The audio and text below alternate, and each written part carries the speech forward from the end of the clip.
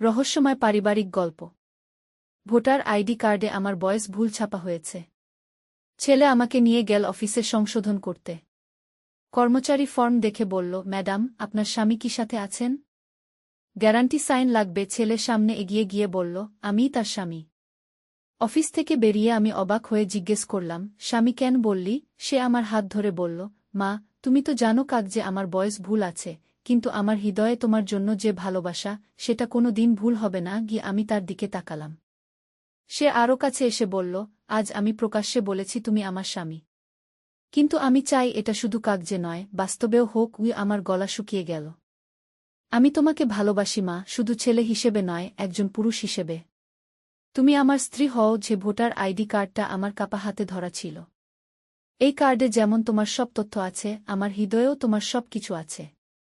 বিয়ে করো আমাকে। কি রাস্তার গোলমাল আর শোনা যাচ্ছিল না, শুধু আমার হৃদস্পন্দনের আওয়াজ কানে বাজছিল।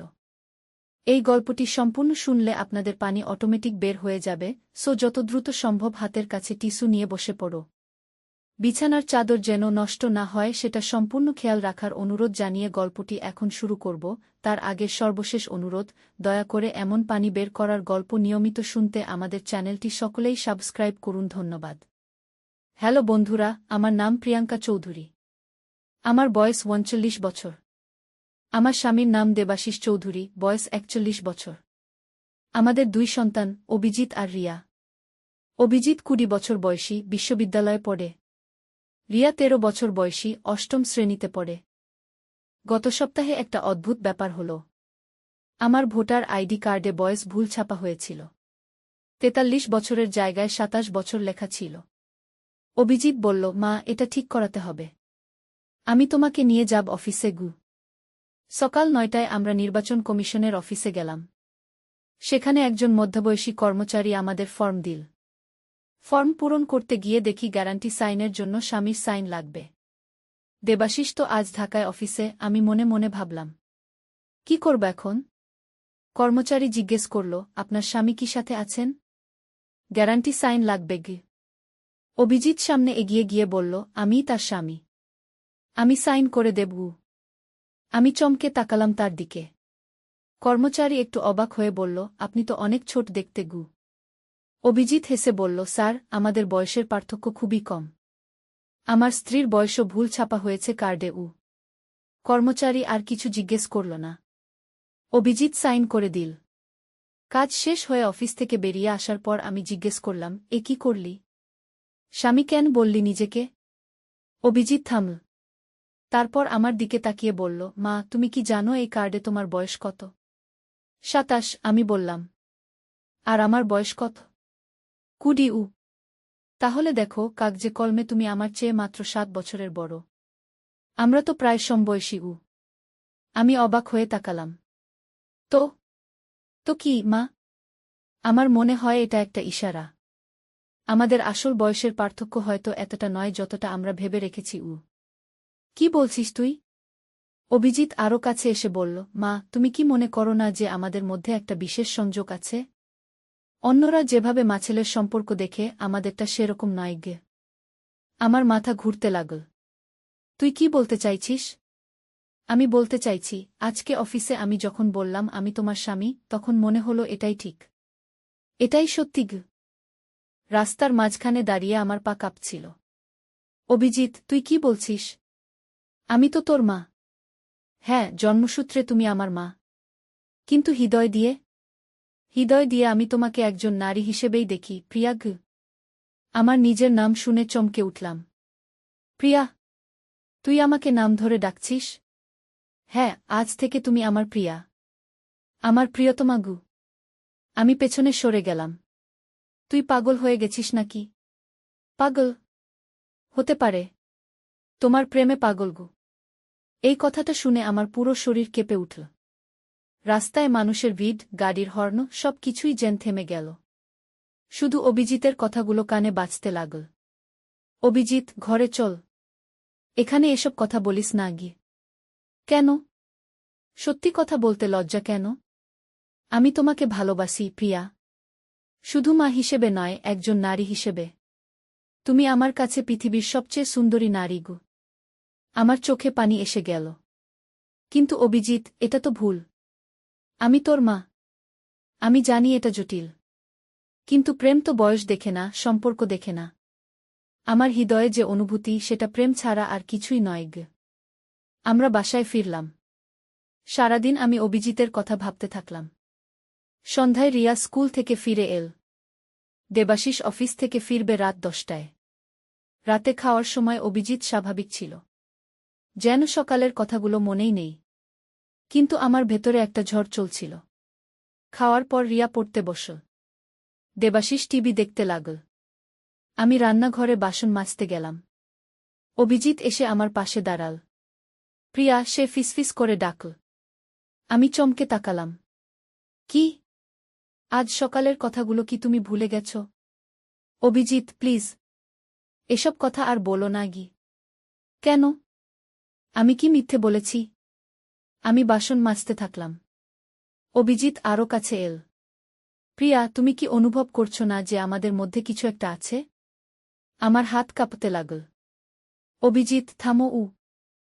আমি থামব না। আমি তোমাকে সত্যি ভালোবাসি। তুমি আমার কাছে শুধু মা নও, তুমি একজন নারী। একজন অসাধারণ সুন্দরী নারী গু। আমি মুখ ঘুরিয়ে নিলাম। তুমি ভুল ভাবছ গু। তাহলে আমার চোখের দিকে তাকিয়ে বলো যে তুমি আমাকে শুধু ছেলে হিসেবেই দেখো। বলো যে তোমার ভেতরে আর কোনো অনুভূতি নেই গি। আমি তার দিকে তাকাতে পারলাম না। সত্যি কথা হলো, গত কয়েক মাস ধরে আমি নিজেও একটা অদ্ভুত পরিবর্তন অনুভব করছিলাম। অভিজিৎ এখন আর আমার ছোট্ট ছেলে নেই। সে একজন পূর্ণবয়স্ক পুরুষ। সুদর্শন, বুদ্ধিমান, দায়িত্বশীল। দেখো, অভিজিৎ বলল, তুমি উত্তর দিতে পারছ না। কারণ তুমিও জানো এই অনুভূতিটা শুধু আমার একার নয় গে। আমি হঠাৎ রান্নাঘর থেকে বেরিয়ে গেলাম। শোবার ঘরে গিয়ে দরজা বন্ধ করে দিলাম। কিন্তু মন শান্ত হল না। রাত 2টায় দেবাশিস এল। কি ব্যাপার? এত আগে শুয়ে পড়েছ? মাথা ব্যথা, আমি বললাম। পরের দিন সকালে অভিজিৎ কলেজে চলে গেল। দেবাশিস অফিসে গেল। রিয়া স্কুলে গেল। একা ঘরে বসে আমি ভাবতে লাগলাম। সত্যি কথা বলতে, গত 1 বছর ধরে দেবাশিসের সাথে আমার সম্পর্কে ভাটা পড়েছে। সে বেশিরভাগ সময় অফিসের কাজে ব্যস্ত থাকে। আমাদের মধ্যে কথাবার্তাও কম হয়। স্বামী স্ত্রীর যে ভালোবাসা, সেটা কোথায় যেন হারিয়ে গেছে। অন্যদিকে অভিজিৎ সবসময় আমার কথা শোনে, আমার যত্ন নেয়, আমার সাথে সময় কাটায়। হতে পারে এই কারণেই আমার মনেও একটা বিভ্রান্তি তৈরি হয়েছে। দুপুরে অভিজিৎ কলেজ থেকে ফিরল। মা, খেতে দাও। আমি খাবার পরিবেশন করলাম। খেতে খেতে সে বলল, প্রিয়া, আজ রাতে আমাদের একটু কথা বলতে হবে গু। কি কথা? তুমি জানো কি কথা? আর দেরি করা যাবে না গি। আমার হৃদস্পন্দন বেড়ে গেল। অভিজিৎ, এসব ভুল ভাবনা মাথা থেকে বের করো। এটা ভুল ভাবনা নয় প্রিয়া। এটা আমার সত্যিকারের অনুভূতি। আমি কাল রাত থেকে চিন্তা করেছি। আমি 100% নিশ্চিত যে আমি তোমাকে ভালোবাসি গু। কিন্তু আমি তোর মা। আমি তোমাকে মা বলে ডাকি কারণ তুমি আমাকে জন্ম দিয়েছ। কিন্তু আমার হৃদয় তোমাকে একজন নারী হিসেবেই দেখে। আর তুমিও আমাকে একজন পুরুষ হিসেবে দেখো, তাই না? আমি কোনো উত্তর দিলাম না। সত্যি বলতে, আমিও নিজের অনুভূতি নিয়ে বিভ্রান্তিতে ছিলাম। সন্ধ্যায় দেবাশিস আবার দেরিতে ফিরবে বলে ফোন করেছিল। রিয়া বান্ধবীর বাসায় গেছে পড়তে। সারা বাড়িতে শুধু আমি আর অভিজিৎ। রাত 8টায় অভিজিৎ আমার ঘরে এল। প্রিয়া, আমাদের কথা বলতে হবে গু। কি কথা বলবো? আমাদের ভবিষ্যৎ নিয়ে গু। আমি চমকে তাকালাম। ভবিষ্যৎ মানে? আমি তোমাকে বিয়ে করতে চাই। আমার মাথা ঝিমঝিম করতে লাগল। তুমি কি বলছ? আমি তো বিবাহিত। তোমার বাবার স্ত্রী গ। বাবার সাথে তোমার সম্পর্কে আর কোনো ভালোবাসা নেই। তুমি নিজেই জানো। আর আমার সাথে তোমার যে সম্পর্ক, সেটা অনেক গভীর গু। কিন্তু এটা সমাজে গ্রহণযোগ্য নয়। সমাজ কি বলবে সেটা ভেবে কি আমরা আমাদের ভালোবাসাকে মারব? প্রিয়া, আমি তোমার চোখেও সেই ভালোবাসা দেখতে পাই। আমি চুপ করে রইলাম। অভিজিৎ আরও কাছে এল। প্রিয়া, আমার সাথে চলে এসো। আমরা দূরে কোথাও চলে যাব। সেখানে আমরা স্বামী স্ত্রী হিসেবে বসবাস করব। রিয়ার কি হবে? রিয়া বড় হয়ে গেছে। সে বাবার সাথে থাকতে পারবে। আর আমরা মাঝে মাঝে তার সাথে দেখা করতে পারি। আমার পুরো শরীর কাঁপতে লাগল। অভিজিৎ, এ কি বলছো তুমি? এত সহজ নয় ব্যাপারটা। আমি জানি এটা কঠিন, কিন্তু অসম্ভব নয়। তুমি যদি আমাকে ভালোবাসো তাহলে সাহস করো। হঠাৎ বাইরে দরজার শব্দ হল। দেবাশিস ফিরে এসেছে। অভিজিৎ তাড়াতাড়ি নিজের ঘরে চলে গেল। রাতে শুয়ে আমি ভাবতে লাগলাম, অভিজিতের কথাগুলো কি ঠিক? আমি কি সত্যিই তাকে একজন পুরুষ হিসেবে দেখি? আমার মনে কি তার জন্য ভালোবাসা আছে? সকালে ঘুম থেকে উঠে দেখি অভিজিৎ নেই। তার রুমে গিয়ে দেখি টেবিলে একটা চিঠি রাখা। চিঠিতে লেখা, প্রিয় প্রিয়া, আমি তোমাকে আর বিব্রত করতে চাই না। আমি কয়েকদিনের জন্য বন্ধুর বাসায় থাকব। এই সময়টা তুমি ভেবে দেখো। যদি তুমি আমাকে ভালোবাসো এবং আমার সাথে নতুন জীবন শুরু করতে চাও, তাহলে আমাকে জানাও। নয়তো আমি চিরকালের জন্য চলে যাব। তোমার অভিজিৎ। আমার চোখে পানি এল। হঠাৎ বুঝতে পারলাম যে অভিজিৎ ছাড়া আমি থাকতে পারব না। কিন্তু এই সম্পর্ক কি ঠিক? 3 দিন পার হল। অভিজিৎ ফিরল না। দেবাশিস জিজ্ঞেস করল, অভিজিৎ কোথায়? বন্ধুর বাসায়, আমি বললাম। চতুর্থ দিন সকালে অভিজিতের ফোন এল। প্রিয়া, তুমি কি ভেবে দেখেছ? হ্যাঁ, আমি বললাম। আমি তোমার সাথে দেখা করতে চাই। কোথায়? পার্কে। বিকেল 5টায়। বিকেলে আমি পার্কে গেলাম। অভিজিৎ ইতিমধ্যে এসে বসে আছে। আমাকে দেখে উঠে দাঁড়াল। প্রিয়া, তুমি এলে? হ্যাঁ। তোমার সাথে কথা বলতে হবে। আমরা একটা বেঞ্চে বসলাম।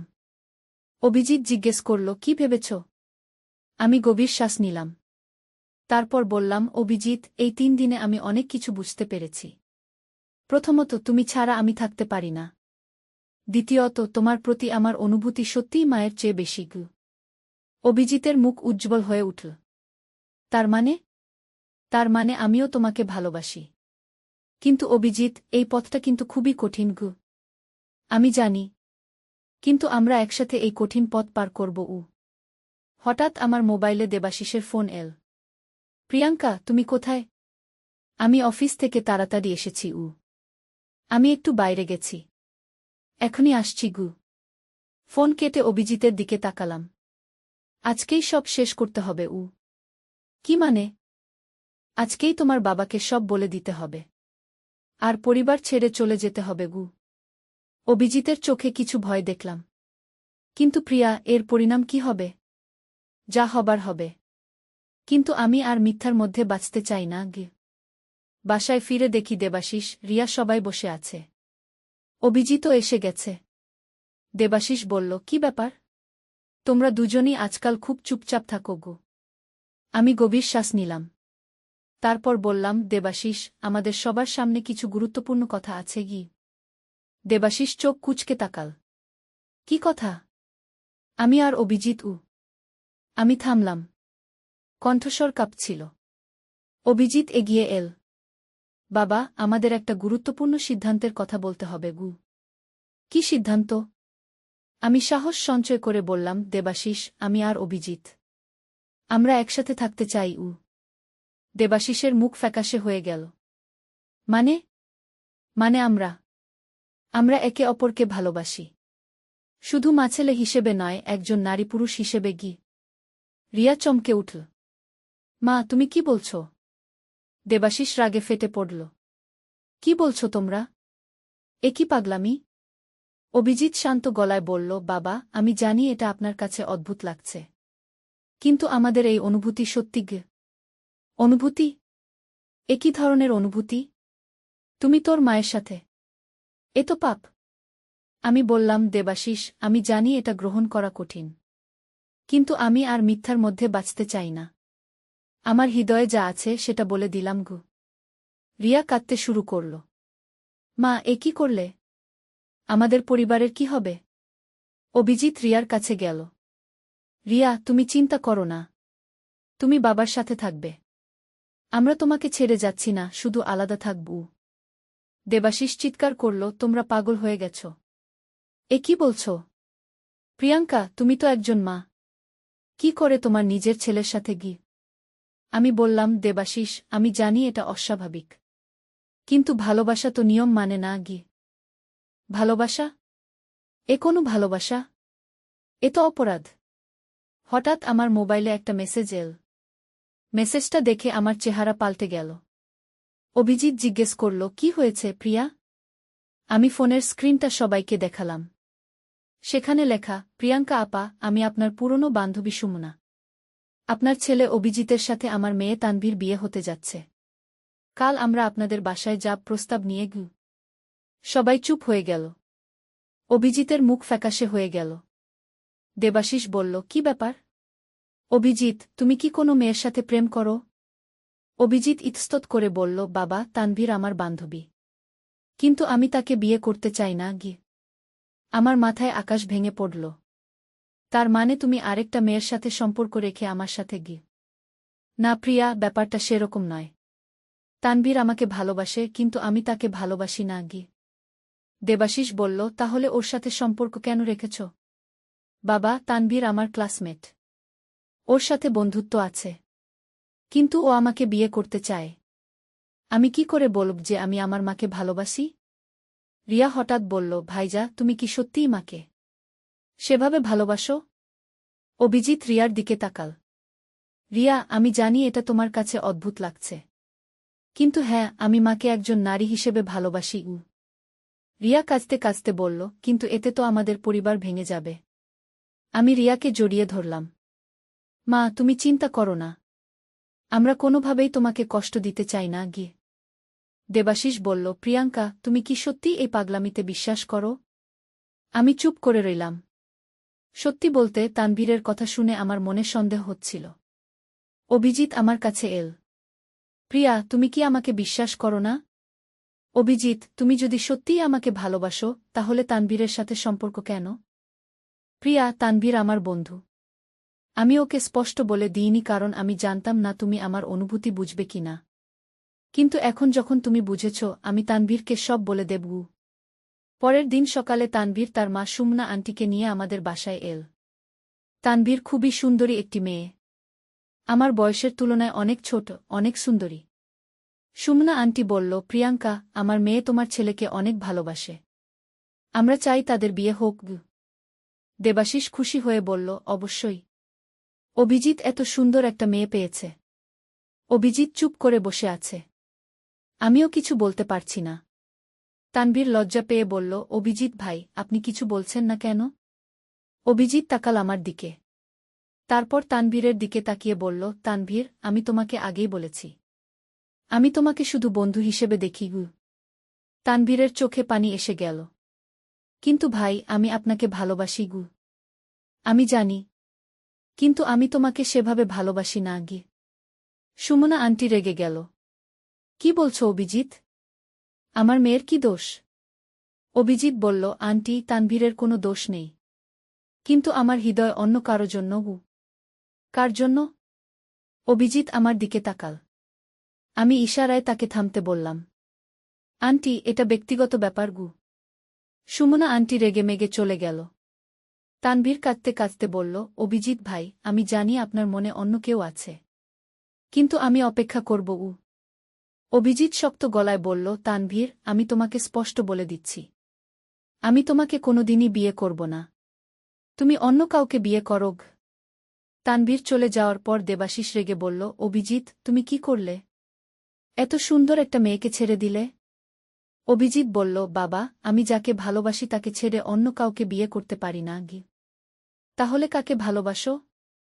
অভিজিৎ আমার দিকে তাকাল। আপনি জানেন? দেবাশিস আবার চিৎকার শুরু করল। এই পাগলামি বন্ধ করো। এ কি অন্যায় করছো তোমরা?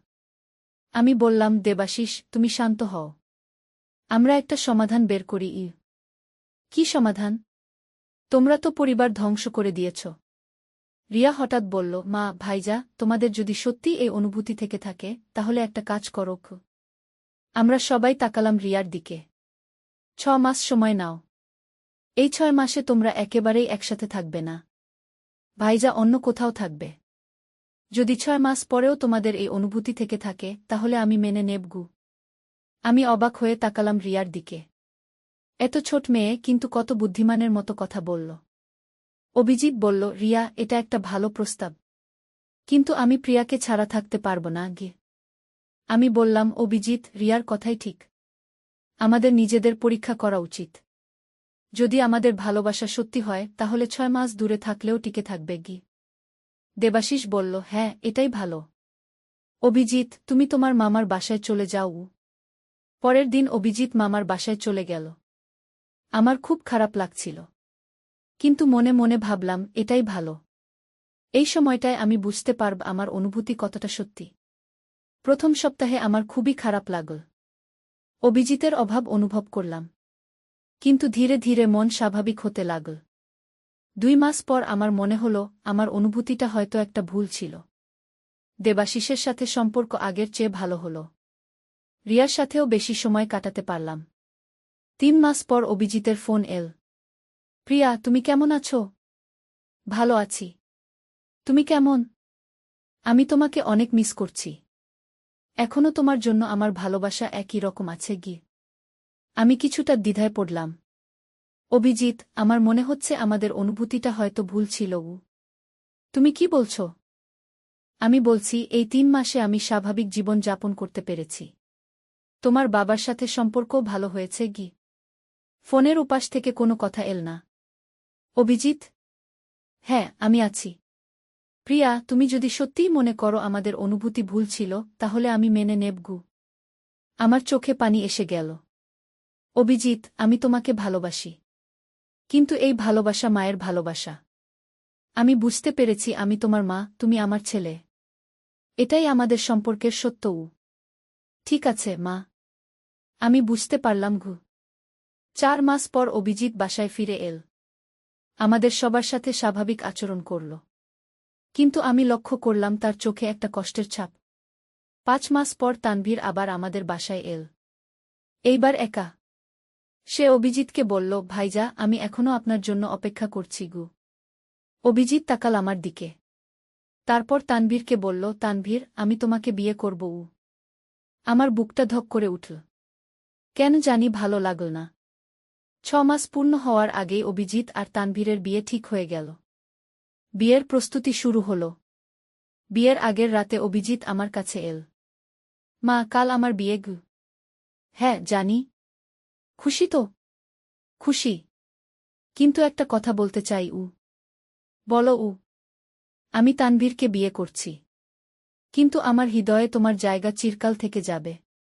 শুধু এখন সেই ভালোবাসার রূপ পাল্টে গেছে। আমি তোমাকে আমার মা হিসেবে ভালোবাসি।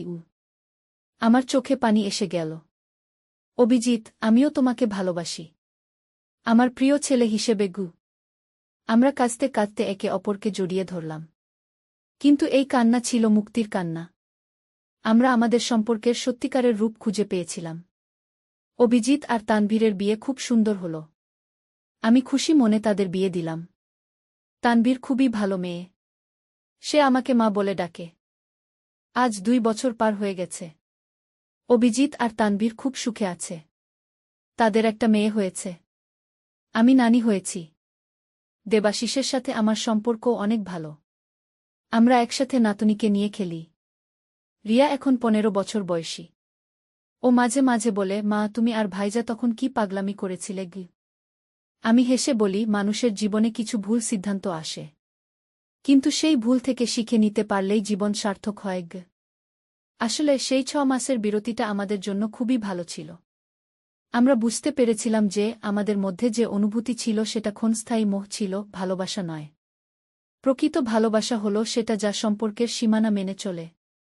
মা-ছেলের ভালোবাসা, স্বামী-স্ত্রীর ভালোবাসা, ভাই-বোনের ভালোবাসা, প্রতিটার আলাদা জায়গা আছে। আজ আমি একজন সুখী মা, একজন সুখী স্ত্রী এবং একজন সুখী নানী। অভিজিৎ একজন সুখী স্বামী এবং একজন সুখী বাবা। আমাদের পরিবার আবার পূর্ণ হয়েছে। সেই ঝড়ঝঞ্ঝার দিনগুলো এখন অতীত। আমরা শিখেছি যে পরিবারের সীমানা এবং সম্পর্কের মর্যাদা রক্ষা করাই জীবনের সবচেয়ে বড় শিক্ষা। গল্পের শেষে বলতে চাই, জীবনে কখনো কখনো আমাদের মন ভুল পথে যেতে চায়। কিন্তু সময় এবং দূরত্ব আমাদের সঠিক পথ দেখায়। আমাদের মতো যারাই এমন পরিস্থিতিতে পড়েছেন তারা যেন ধৈর্য ধরে সঠিক সিদ্ধান্ত নেন। পরিবার হল একটি পবিত্র বন্ধন। এই বন্ধনকে রক্ষা করাই আমাদের প্রধান দায়িত্ব।